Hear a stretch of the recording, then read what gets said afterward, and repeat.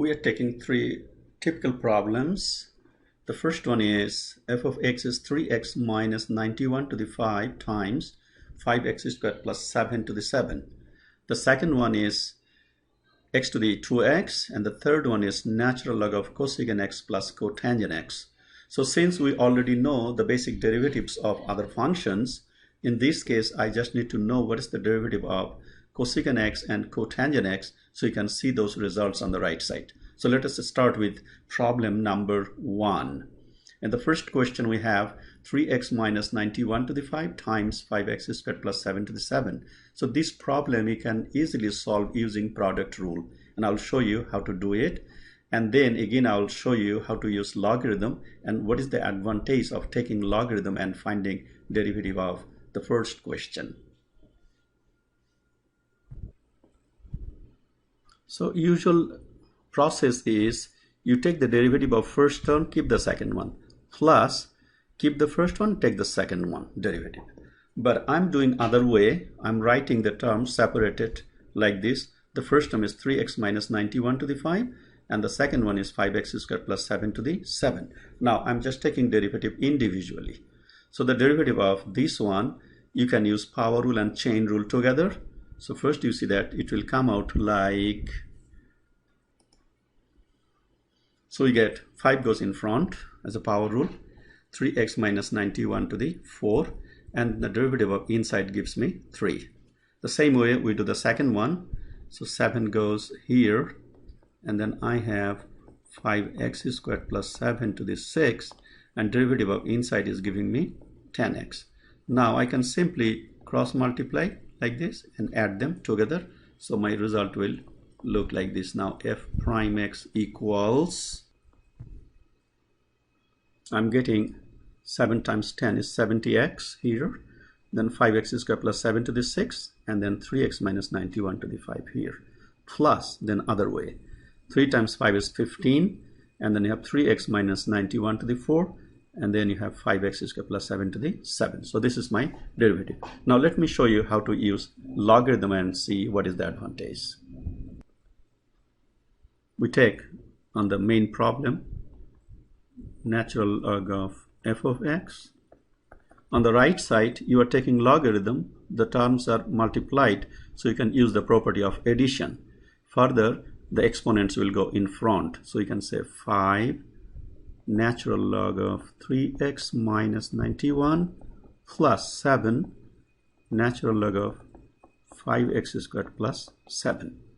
Now when you take the derivative on both sides, so the natural log of f of x is 1 over f of x, and further you need to take derivative of f of x, which is f prime x. You can call it chain rule, and the right side 5 is the coefficient, leave it here. Natural log of 3x minus 91 will be 1 over 3x minus 91, and then I keep a space in the numerator to find the derivative of the inside and write it there. So derivative inside will give me 3. Same process you apply here. You get 7 times, in the denominator you get 5x squared plus 7, in the numerator inside derivative gives you 10x. And then when you multiply by fx both sides, you get f prime x is fx, and then you have 15 over 3x minus 91 plus 70x over 5x squared plus 7. Now if you replace your f of x with the given function we have here, and then the whole result will be equivalent to this one. So you have seen the advantage of taking logarithm. I can avoid product rule. I'll go to the second example now. The second question I have, function of x is x to the 2x. Since I have basis x and the exponent also x, I do not have any formula to apply here direct. So then we take the help of logarithm. So natural log of the function will give you with the properties 2x will go in front, and then natural log of x. Now take the derivative both sides. You get 1 over f of x times f prime x, and I have explained this one in example 1. And the right side will be product rule. You have 2x and then natural log of x. 2x will give you 2, natural log of x gives you 1 over x. Cross multiply, add together. That gives you 2x times 1 over x is 2 plus 2 times natural log of x. Now you can factor out 2 if you want. You get 1 plus natural log of x. Now when you multiply both sides by the function, you get fx times 2 times 1 plus natural log of x. Do not forget to substitute back your function, which is x to the 2x, and we have already 2 there. So 2x to the 2x, 1 plus natural log of x is our final answer for the derivative of this function. I'm going to example number 3. So you see that the derivative of natural log of this whole argument in here will be 1 over of cosecant x plus cotangent x. Now I need to take derivative inside. So cosecant x, if you see on the right hand side, which is negative cosecant x cotangent x. And then derivative of cotangent x is negative cosecant squared x. Now you can do some simplification in the numerator.